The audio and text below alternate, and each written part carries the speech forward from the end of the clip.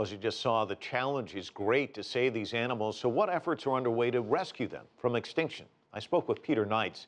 He's the co-founder and executive director of WildAid. It's an organization trying to cut demand for wildlife products. For me, really, an animal is part of its habitat, and what we're losing is we're losing the entire ecosystems. And so the northern white rhino now, I was in Kenya a couple of years ago with Yao Ming, and there was an area which did have 4,000 rhinos in it, and there were none anymore. So it's not just the sheer numbers of having an animal existing, it's the part they play in an ecosystem. Are there examples of comebacks in the past where we see an animal like this and it is able to mount a comeback? Absolutely. I mean, the good news is if you can stop the hunting of these animals, the illegal hunting, then they can come back. So the southern white rhino is a fantastic conservation success. In the 1960s, they were down to maybe only 50 individuals, and they're now back up to 22,000. So if we can stop the hunting, for rhinos in particular, there's plenty of habitat left. So it's just the demand for horn which is causing the problems. And if we can stop that, they can breed and they can repopulate. And you just mentioned the high demand for rhino horn, and especially in parts of Asia. It's driving the animals' numbers to dangerously low levels. What has your organization done to try and reverse this?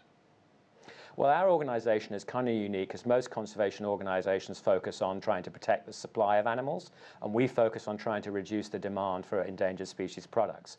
So we've had a great deal of success working in China with the Chinese government, with the Chinese state media, and having Yao Ming lead a campaign to reduce the consumption of shark fin. And that's now down about 50 to 70% in the last 2 years. So tremendous positive result. China, of course, recently imposed a one-year ban on ivory imports. Has it helped, and what more needs to be done? Well, China's taken a number of steps. I think one of the important ones was the government sent messages to everyone on cell phones when they arrived in Africa. They got a message as their carrier service switched over saying don't buy ivory and rhino horn. They've also significantly increased the penalties for consuming endangered species. So that's all good.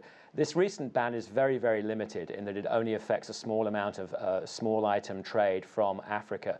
The real solution, we believe, would be for the Chinese government to ban all sales of ivory within China, because we saw when those sales were sort of legalized in 2008, a huge increase in the poaching.